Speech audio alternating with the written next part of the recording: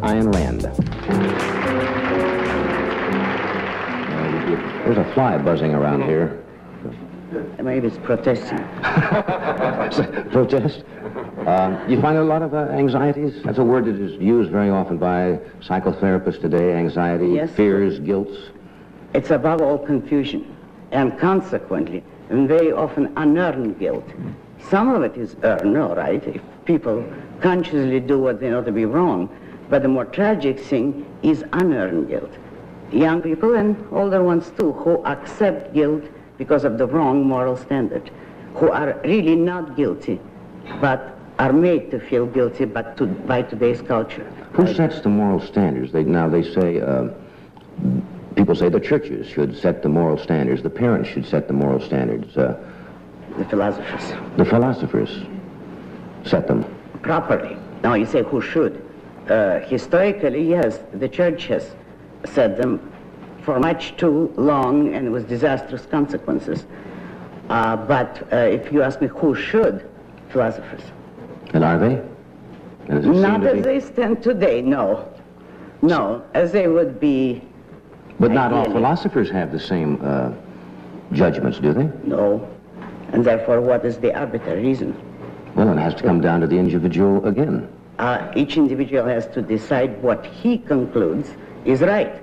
But then, how will determine who is objectively right? The one who can prove his case. The one who can prove the kind of code of morality he advocates without any contradictions. I read an article of yours recently. Someone sent it to me about, you were talking about the draft, freedom, and the war, and etc. About that a country should not require or has no right to require of an individual, I may be not having the context quite right, to serve in a... You said it a while ago that if a country is attacked, people defend and will fight. But you didn't think it was right for a country to demand of its citizens a conscripted army was not a good idea. No, it is a very immoral idea. It is unconstitutional. Thank you.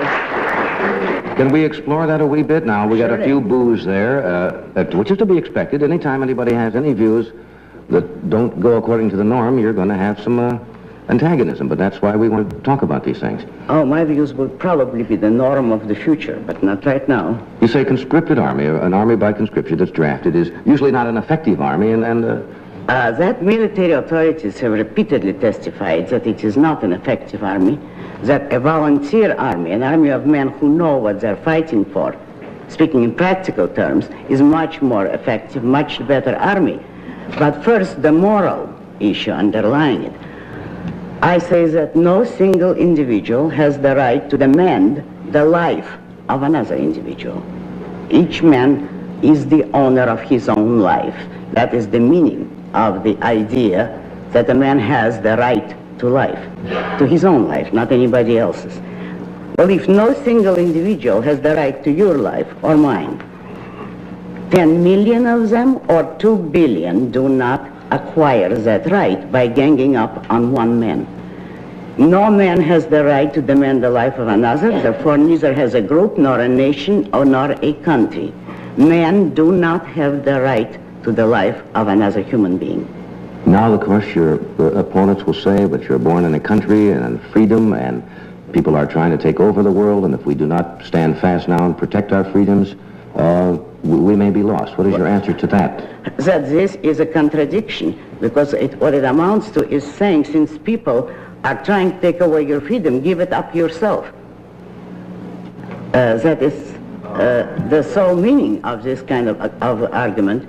You do not descend to your enemy's level in order to defend yourself, morally speaking. Practically speaking, of course, it doesn't work.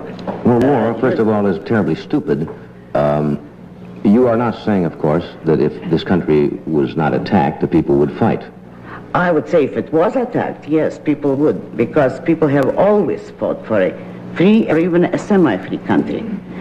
If you ask me, is it proper to fight when your country is attacked in self-defense? Yes, I would say certainly, and men should volunteer to fight in such a case, because it is in defense of their own rights and their own freedom. but a country does not have the right to compel them to fight, particularly in a war like Vietnam, in which the United States have no interest whatever. We have nothing to gain by that war, and it is draining this country. Therefore, I am enormously opposed to the whole Vietnam mess. If we wanted to save the world from communism, it's not necessary to go to war. All what we have to do is stop helping them economically, stop building bridges to them, which have supported them for 50 years now. That country would collapse of its own evil if the semi-free world did not constantly help them. Now, you were born in Russia. Yes. You were born in now Leningrad, St. Petersburg, then at the time. Obviously, you were tremendously opposed to communism, and it's what it stands for. Not for that reason. But not for that reason. No. Because of the evil of the idea of communism. I've never been particularly patriotic about Russia, because I was very young at the time of the revolution. I was 12. But the whole Russian culture, I am opposed to it. It is a mystical culture. All that I like about Russia is some of her writers and some of her music, but that's about all. I am much more American in fundamental principles than I'm Russian. Do you think it's possible in the long run to coexist with a communist China? This seems to be the big fight of the Western world, is the containment of communist China. A free country can coexist with anyone and incidentally free the rest of the world. By example, if it is free itself and if it has a firm domestic and foreign policy. Remember that the United States destroyed tyranny, serfdom, and slavery all over the world, not by fighting wars, by example, by free trade. A free country destroys barriers gradually, but for that you need a proper political philosophy. We had the beginnings of it in the 19th century, not the full case, and we lost the case. Why did we lose? Because capitalism cannot coexist with the morality of altruism.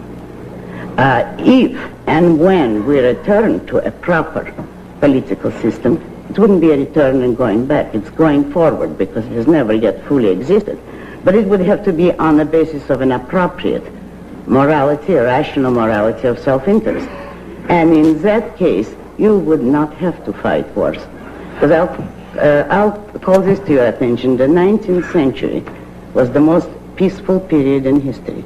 The only period without a major world war between the end of the Napoleonic Wars and World War I.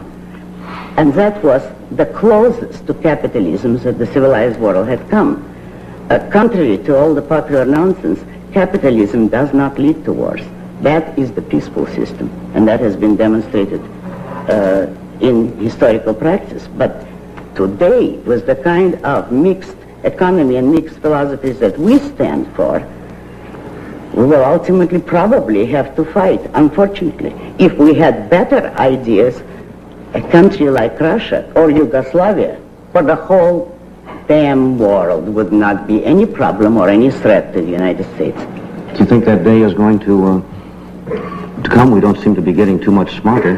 Nobody can predict the immediate future. I don't know. Men have free will. It is possible. I don't see any large-scale sign of it yet, but on the other hand, America is the one country which could not collapse to statism.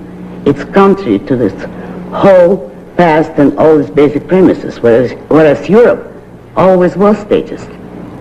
I don't believe that America could go statist, though what kind of trouble we would get into on the way to liberation, I don't know.